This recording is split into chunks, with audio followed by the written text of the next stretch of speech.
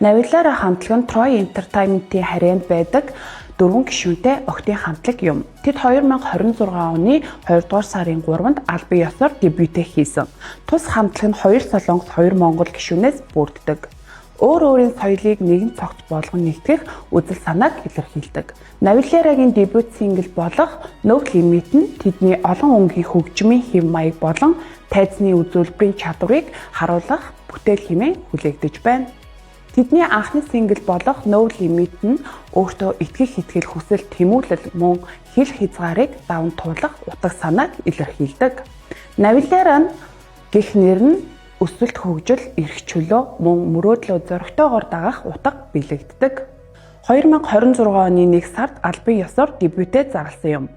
Хамтлагийн гишүүдэд Эни буюу Энэрл, Мелоди ихшиглэн, Сая Рила нар багтдаг. Энэрл гол хоолой, рэпер гэсэн үүрэгтэй бол ихшиглэн гол хоолойн үүрэгтэй. Хамтлагийн гишүүн ихшиглэн буюу Мелодийн Miss Trot шоуны оролцогч байсан бол Эни нь Universe Ticket нэвтрүүлэгт оролцож байжээ.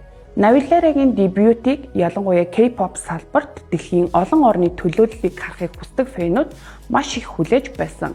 Хамтлагийн дебют 2 сарын 3-нд Astral Live тайзан дээр болж K-pop-ын түүхэн дэх анхны монгол гишүүдтэй хамтлагийн шинэ эхлэлийг тавьсан юм.